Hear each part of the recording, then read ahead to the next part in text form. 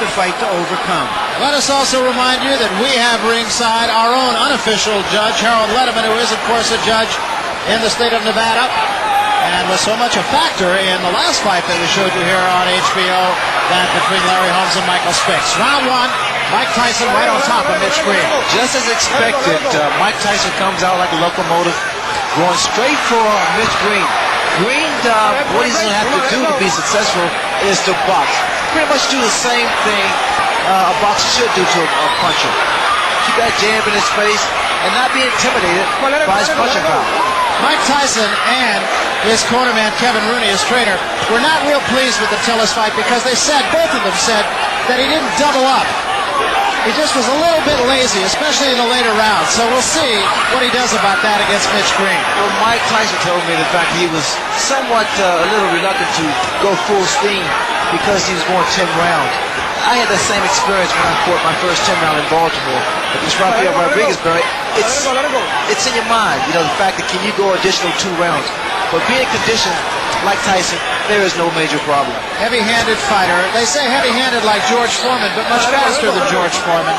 And just kind of getting over the butterflies of the first round. And he has them. He told us he definitely has a fear when he climbs into the ring. He says, I think any normal human being who says they're not afraid, not nervous when they get in a boxing ring is either crazy or lying. What is your adrenaline? It's that anticipation of facing your opposition, knowing that he's capable, and the fact the crowd here will definitely throw up Mike Tyson.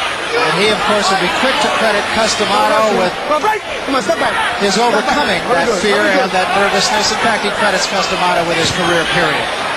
It's a story that has been told many times, and we'll develop it as this evening goes on. Well, Mitch Green is complaining about the head of Mike Tyson. You see what's happened? Tyson is not allowing Mitch Green to punch. He's standing right in his chest. He's smothering his punches. Staying close to his punch. Staying close to his opponent. It's similar to Joe Frazier. Always aggressive, right in front of his man. Now we see some head movement by Mike Tyson. That was about a 3-punch combination by Mitch Green, Ray. But once again, it looks like Green is off balance when he throws his punches. Well, the mistake that Mitch Green makes is the fact that he doesn't coordinate his fist. He's slapping his punches.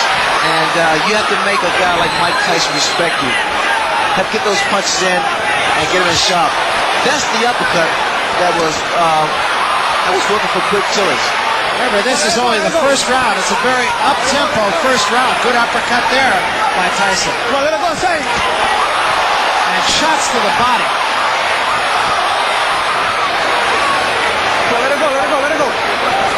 Another thing that Mitch Green is doing is trying to tie up Mike Tyson. He's not doing too good of a job now. You can't allow Tyson to get inside work his body. Because in doing so, his body shot slows down your maneuverability. Close to the face while you're coming forward. He wanted his fighters to be entertaining and aggressive, but not to lead with their chins. And you'll see that that's what Tyson tries to do. The tactics that Mitch Green wanted to use was to tie his man up once he gets inside to stop him from punching and work to the body. He's not been successful mainly because he's not tying his man up right. Gotta grab those arms.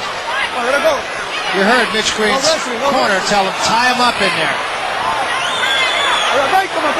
Incidentally, the peekaboo style of Mike Tyson is different than that of some of Customato's former pupils. I'm sure Larry Merchant will talk a little more about that, but his gloves are actually down around his chin rather than up on his cheeks. What I'm looking forward to seeing, whether or not this clinching by Mitch Green is going to frustrate Tyson, because it has a tendency to really frustrate a fighter.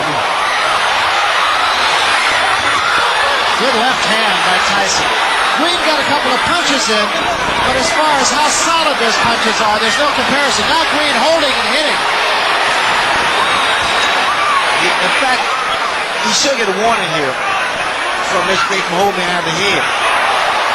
See, and again, Ray, it just strikes me that Mitch Green throws an awful lot of punches off his back foot, which it seems would just take away all the sting. Well, also, Mitch Green has a bad habit of bleeding back.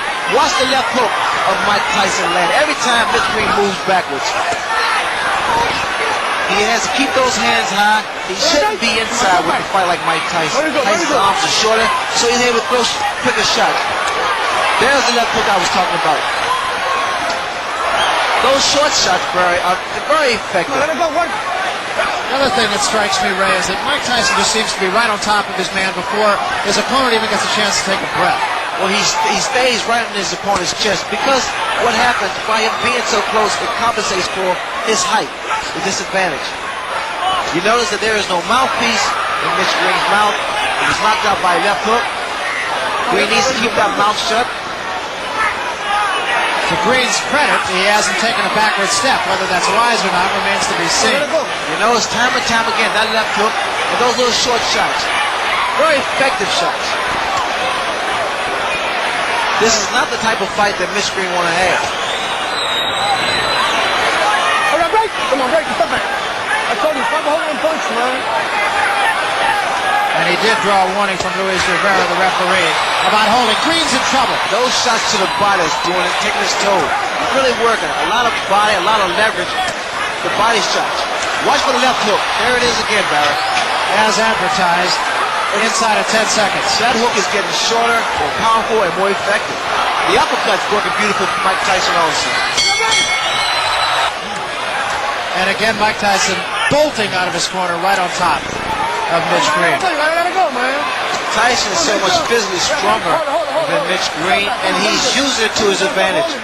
Mitch Green is doing the wrong thing. He's fighting Mike Tyson's fight, trying to fight him inside, trying to exchange punch for punch. He can't do that. Tyson's far too strong for Mitch Green to fight that way. Mitch Green needs to get outside, work his jab, and attempt to outmaneuver Michael Tyson. That's exactly what Green's corner. Green has been bleeding from inside the mouth, and I can't help but wonder if maybe he might not have suffered some jaw problems when he lost his mouthpiece in that last round.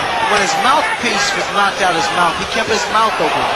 Again, Barry, you have to watch these little short shots thrown by Mike Tyson. Very, very effective. You gotta work these out. Don't break. Come on, step back.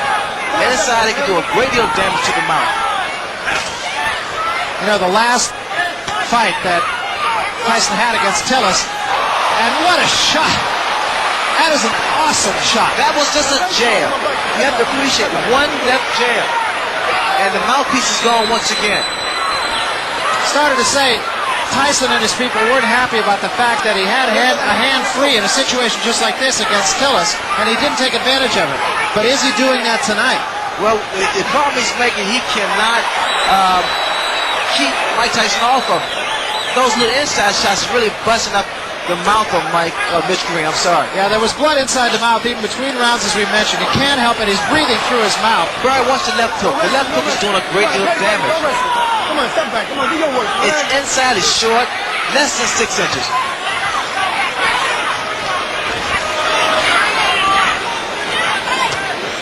Even the uppercut of Mike Tyson has been effective. That was a right hand to the top of the head. Green breathing through his mouth.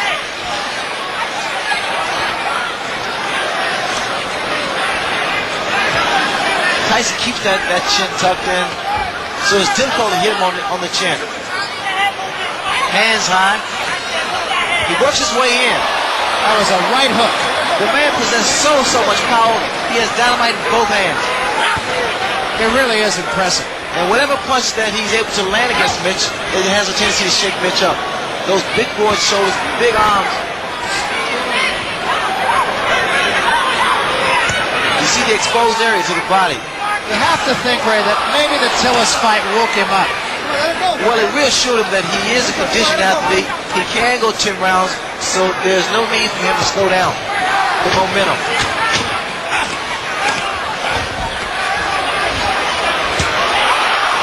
Both hands. And one other thing, too, and that is that it wasn't only the mouthpiece that Mitch Green lost. We have a production assistant over on the other side of the ring. Said in addition to his mouthpiece, it was a bridge with a couple of teeth in it. Let's do professional. Come on. That'll just give you an idea of how tough Mike Tyson is. Let it go, man. Mike Tyson, in this ring, he's at home. He fights with so much authority, so much confidence, so much determination. Come on, step back and say break. Say break. I know you got fun. Fight for you if you keep on holding. The referee now is warning Mitch Green for holding. Second time he has warned Green. Now, Green scored with a right hand, and it didn't slow Tyson up a bit. Now, Tyson's doing what he didn't do against Quick Tillis. You notice when he's tied up, he still works the free hand. He didn't do that against